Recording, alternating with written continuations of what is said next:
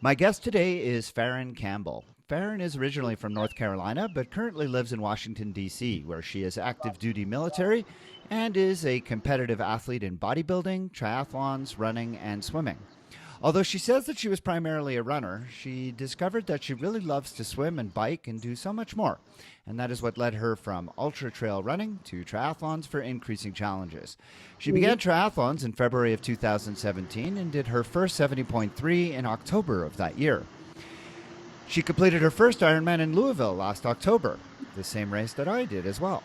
And she is joining me today to discuss what can be done to increase diversity in our sport. And I'm extremely excited to have her with me. Yes, Welcome to the thank TriDoc you. podcast, Farron. Thank you for having me. It's such an honor to be on your podcast today. Farron, we've chatted a little bit before coming on here today. We Hmm. know that, as of now, black athletes represent less than 1% of all Ironman athletes in the United States and Canada. Yes. Why do you think that is? I would think a lot has to do with opportunities growing up. Um, Desegregation of swimming. Let's start with swimming. Desegregation of swimming pools didn't happen until 1940s and throughout. And so what is that about 80, 90 years ago? So our grandparents didn't learn how to swim. They weren't welcome to the pools. So in turn, for me personally, my mother doesn't know how to swim, but my father does. He's a country boy. He'll just jump in the lake anyways. But a lot of it has to come with just opportunities. We're just now being able to swim next to each other. It's not a long time ago. Our schools don't have swimming programs because then you can't pay for swimming lessons. You have your red line districts that we talked about earlier. There's no pools in there. Nobody's funding them to swim, so you're not exposed to it. So opportunities, exposure, and then income. Triathlons in and of itself are a very expensive sport. I know for myself, my starter kit for a bike was about a good $2,000-3,000. Yeah. So if you don't have $3,000 in the bank, what kind of bike are you really going to have? But then another thing is just awareness. Who really knows about triathlons with the people of color communities? It's a lot of basketball, football growing up, maybe some baseball, but nobody's really pushing you to say, hey, go give triathlons. Because why? There's no scholarships in triathlons. There's no triathlon team for you to go to school and get a scholarship and make it out of your community. So there's just things like that in the mentality coming up because I just learned about triathlons maybe 2016, 2015 before I even thought to even do one. I was like, what's a triathlon? I don't know what that is. So when they told me I had to do 3 sports in one, I was like, yeah, let's do the challenge. Sign me up. But a lot, just to keep it real simple and basic, opportunities, being aware, having the resources and the income. I think it kind of takes a toll on the that diverse community. Is there anything, is there like an extra obstacle as a black woman that makes it even harder coming to triathlon, or is it just the black experience in general? I think it's just the Black experience in general. I know when I first stepped foot on a pool deck, I go swim at 4:30 in the morning. I'm the only African American in the pool. So when I show up, and they're like, what's the stereotype? Black people don't swim. Yes, I do. Yeah. I swim and I swim well. So it's about breaking that barrier, that mentality, and that stereotype of, Black people can't swim. So it's not just a male or woman, kind of thing. It's a people of color issue. Yeah, and I know that for me, and I'm trying to educate my listeners who may not know as well. For me, that was something that I only learned about when I moved to the Hmm. United States a couple of decades ago, about the history of swimming and how it was so entangled with racism and Jim Right. Crow era sort of Yep. laws. But I had not realized that that even extended into the North. I learned about how pools in Harlem were all closed, and Yep.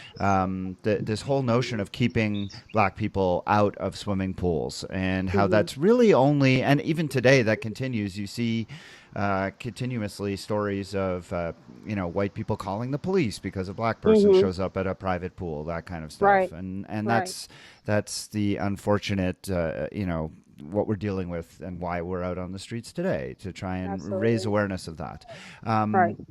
Are you finding that that remains a barrier to a lot of Black people to get into to this sport because it continues to be, even amongst your peers, that swimming continues to be something that is just not done? I think swimming is absolute because what's the first event of a triathlon is the swim. So I think that is the upfront barrier. Again, we have that systematic stigma that's already been set up against people of color that you can't go in the pool, you can't do this. So there's that inert fear of water, of getting in the pool, of getting in the ocean, because a lot of the races that I do are open water swimming. So take that beyond the pool, you ain't getting in the ocean.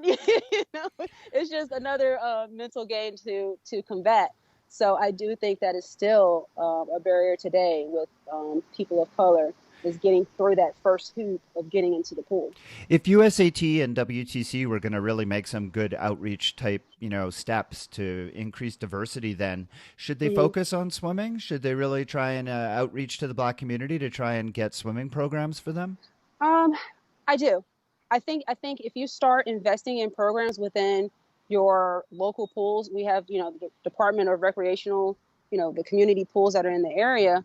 Yeah, absolutely, do a program. I know down here, I live close to Howard. They have a swim team, and so granted, it's not for triathlons, but it's a step closer. Swimming starts with that first step to getting in triathlons. So I do think if USAT were to implement a program within the communities of swimming lessons, swimming program, it would set that comfort and that outreach of getting more people of color's attention. And you mentioned the economics, and I mean, listen, the economics are true for everyone. I've had these Hmm. conversations with white coaches and white athletes as Absolutely. well, but there's no question that it affects people of color and minority Hmm. communities much more because just that's the statistics that you're going to find Right. lower socioeconomic status among those groups. I'm not Right. entirely sure what the answer is for that, but I Hmm. wonder if you have any ideas of how those kinds of things might be able to be addressed, to try and encourage more diversity? Is there maybe I don't know, a bike recycling program or something like that that we could think of that would potentially bring in more people of color to the sport by affording them those kinds of Yeah. opportunities? Yeah, I don't know any bicycle recycling program, but I know I am a lot of marketplaces for triathletes that are willing to sell their bikes at a very discounted rate because they want the new one that's coming up. So any of my friends that are interested in getting a bike, I'm like, hey, go to this website, go to this link, get a bike, get one. And some people are willing to work with you on the price if they really want to just sell it. So there is that kind of a idea rolling around. It's just the marketplace for triathletes where you're always having something sold to get something new. So I Now, think that does help. Now, I know you're part of District Triathlon in Washington, D.C., which is Hmm. a team for people of color as well as people with disabilities. Right. How has that organization worked to try and bring more diversity to the sport, at least locally? So within District Triathlon, we've actually done our own like sprint triathlons to bring the community together. We've done a women's triathlon. We've done the splash and dashes where you just swim and run a little bit. We have swim clinics that we volunteered for, swim races that we volunteered for. And so, again, it's about that outreach, bringing awareness, and then inviting the community out to come and be a part. And we even encourage if you can't swim, you can walk. It's your race. You can splash a little bit, walk a little bit till you reach the side until you finish, especially with a sprint triathlon because they're fairly short. So we still encourage to try, go out there and try.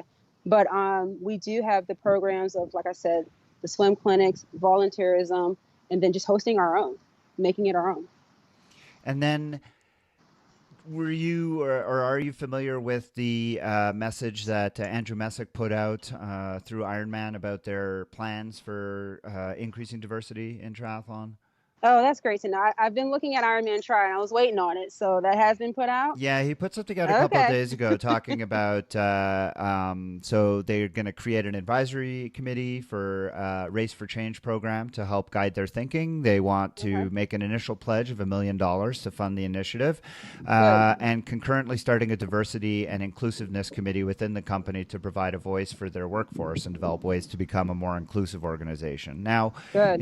baby steps for sure, and I've been in the sport a long time, and I've seen other similar sort of steps made by USAT in the past, although never funded to the extent that To the WTC is extent, saying. right? Yeah. So, Yeah. I mean, I'm hopeful this will have some kind of effect, but it seems to me that the biggest impact can be made by athletes at the Hmm. time of the race. And I'm just wondering, uh, what kinds of, what kinds of things have you encountered either on race day or while training that make you feel less than welcome at these events? Um, it's not really a less than welcome situation. Matter of fact, I think when I'm racing, like say I'm biking, and I'm just I'm biking, I'm not thinking about it, I'm just trying to race, and somebody will zoom by me and go, "Oh, you're doing a great job. You look great," but then they'll go by somebody else, won't say a thing. And so in my head, I'm like, did you really want to compliment me, or you're trying to make a point that I'm out here? Like what is that? Or when I finish a race, I was walking with one of my friends. We were getting my bike, and I was like, wow, she's going to tell me I did such a great job, right? And so this one lady was standing there, and she goes, oh, you did such an excellent job. Didn't say anything to anybody else. Not everybody passed her until I came across. She goes, oh, you did such an excellent job. And I'm just like, I you just had 50 other people pass you and you said nothing until I walked by. So it's kind of like, you kind of have the subconscious, like, all right, Faren, are they targeting you for being, African American or female, or are they really, are people really congratulating you? I don't know how that works. So I will say with Ironman triathlons or any race that I've been to, I felt welcome in a sense from the race itself. It's just some actions of, particular participants where you're just like, okay, you didn't have to point me out. you I know? can't help but wonder if it's not well-intentioned, well-meaning people I who know. are misstepping, and that's something we're Hmm. all acutely aware of in this time right now. Is that Yeah. we want to do right, and Right. we kind of go out of our way, and in so doing, we're doing exactly the Absolutely. opposite. And Absolutely doing the opposite. so what can we do as white athletes? And let's face it, the vast majority of Ironman athletes are white. And what can Yeah. we do to welcome you, in our environment without misstepping in that way? I don't just keep the compliments and everything like you would anybody else. I mean, you can tell when there's this urge to go out of their way to say something to you, like, "Oh my God, thanks for being here." Or, "Oh my God, oh you did such a great job. You didn't even see me race. You had to fit. Like how are you just gonna point me out when I'm zooming by or running by or swimming? And it's just being aware of like just treat me like anybody else. If you're gonna compliment me, compliment the person right after me, or compliment the person right before me. Okay, well, So at the risk of or misstepping, just because don't, I or want to just do don't it. do Well, anything. I want to take the risk of misstepping right now, because let's face it, Farron. If I see Okay. you or Marcus Fitz, who I spoke to on the last Yeah, he's my episode, coach. Yeah. Yeah. yeah, if I see you or Marcus at a race, I mean, let's face it, I'm going to want to go up to you, and I am going to want to say, you know what, I'm really glad to see you here, because I'm really glad to see a person of color at this race, and I'd love to see more. Yeah. Um, Then you know what? Say that. I'd rather somebody say that than to be like, "Oh, you did an excellent job," and then not talk to anybody else the rest of the day. Like I'd okay, rather you just say that. To me, okay. to me, it's not offensive because I want to see other African Americans and people of color as well. I want to raise this awareness. See, I feel better now. No, we're good. Good. Okay. Great. Yeah.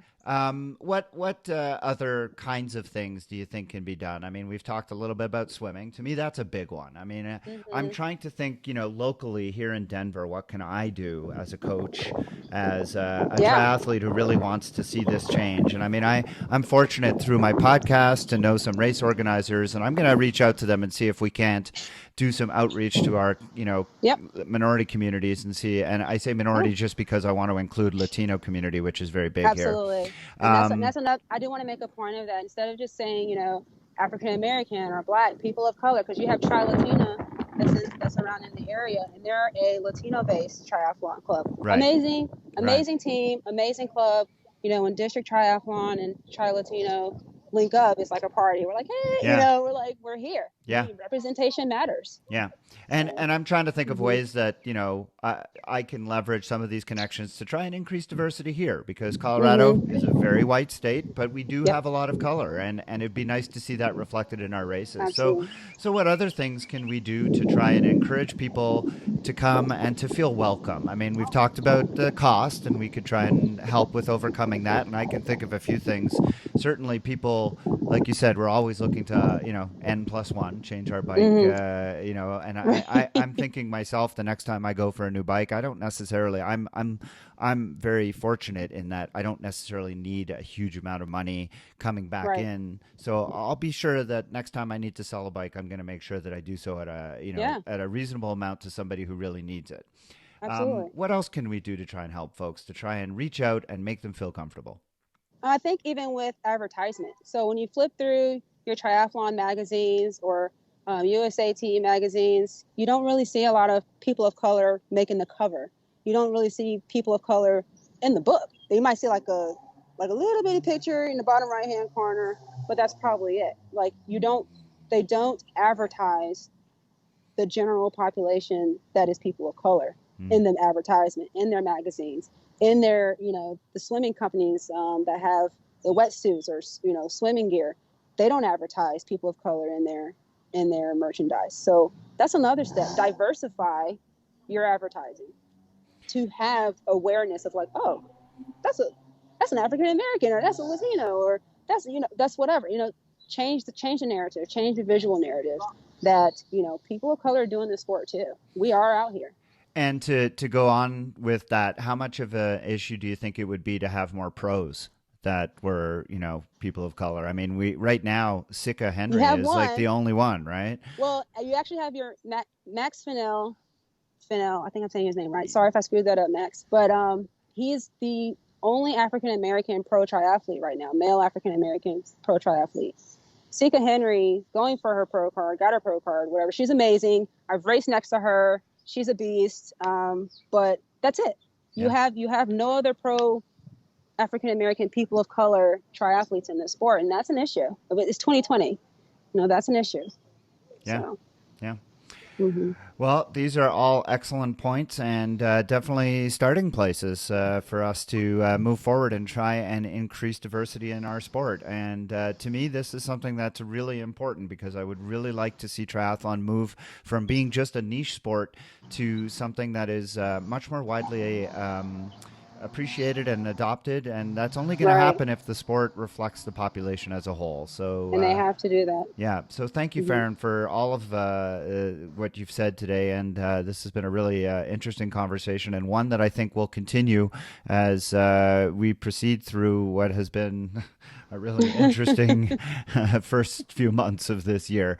Faren Right. Campbell is joining me from Washington, D.C., where she is active duty military and a competitive bodybuilder, triathlete, and swimmer, and a member of District Triathlon, and I think also Grit USA, correct? For USA, yeah, I'm part of that now this year. All Yeah. right. Well, Mm-hmm. Farron, thank you so much for your time today. I really appreciated the conversation. Thank you so much, Jeff.